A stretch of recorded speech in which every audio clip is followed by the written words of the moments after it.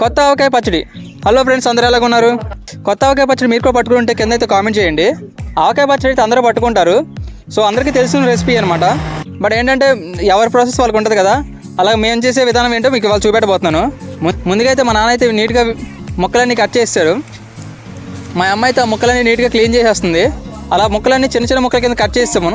ఈ గ్యాప్లో కావాల్సిన మెంతులు, ఆవాలు, సంథింగ్ దీని పేరేంటి నాకు తెలీదు, ఆ ఉప్పు ఇవన్నీ అయితే ఎండబెట్టేసాము. నీట్గా ఈ ఆవాలు తీసుకొచ్చి అయితే పిండి కింద చేసేసుకున్నాము. తర్వాత మెంతులు కూడా నీట్గా పిండి కింద చేసేసుకున్నాము. తర్వాత వెల్లుల్లిపాయలు అయితే అన్ని పాయల కింద తీసి దాన్ని అయితే ఎండబెట్టేసుకుని వెల్లుల్లిపాయలు అయితే ఒక్కలు లేకుండా మొత్తం తీసి పక్కన పెట్టుకున్నాము. ఈ పచ్చడి అయితే మా మామగారు వచ్చి పడతారు.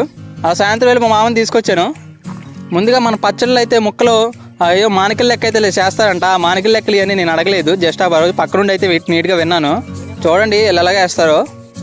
ముందుగా అయితే ఇగో ముక్కలు అయితే కొలుచుకుంటారు. ముందుగా కేజీ కారం, ఎగ్జాంపుల్ కింద నాకు తెలిసిన విధంగా చెప్తున్నాను. ముందుగా అయితే 1 కేజీ కారం అయితే తీసుకుంటారు. ఆ కేజీలోకి ఎన్ని వెల్లుల్లిపాయలు పడతాయి, మనకి ఎంత పసుపు పడుతుంది, ఎంత నూనె పడుతుంది అని పోసేస్తారు. అన్నీ కరెక్ట్గా కొంచెం కొలత చూసుకుని అయితే వేసుకుంటారు. ఆ ఉప్పు, ఈ కారం ఇవన్నీ కలిపేసుకున్న తర్వాత దాంట్లో అయితే ముక్కలు కొలుసుకుని వేసుకుంటారన్నమాట. ఇదిగో ముక్కలు అయితే కట్ చేసిన ముక్కలు అని చెప్పి కారం కలిపేసిన దాంట్లో అయితే మిక్స్ చేసుకుంటారు. ఆ మిక్స్ చేసేసి తీసి జాడీలో అయితే పెట్టుకుంటున్నారు. అలా నీట్గా అయితే మొత్తం జాడీలోకి అయితే కుక్ చేయాలంట. అలా మొత్తం పచ్చడి అంతా నీట్గా కలిపేసి ఆ జాడీలో అయితే పెట్టేసాము. జాడీ చాలుగా పక్కన ఇంకో స్టీల్ డబ్బాలు కూడా కొంచెం, ఆ జాడీ అయితే సరిపోక పక్కన ఉన్న స్టీల్ డబ్బాలు కూడా కొంచెం పెట్టుకున్నాము. ఇదంటే ఇప్పుడే తినకూడదంట, 3 days అయితే టైం పడుతుందంట.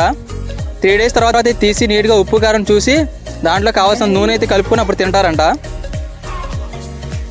మొత్తానికి అయితే 3 రోజులు వెయిట్ చేస్తాను నేను. 3 రోజులు వెయిట్ చేసిన తర్వాత అయితే తీసుకొచ్చారు. తర్వాత అయితే జాడీ అయితే కింద బయటికి తీసుకొచ్చాము.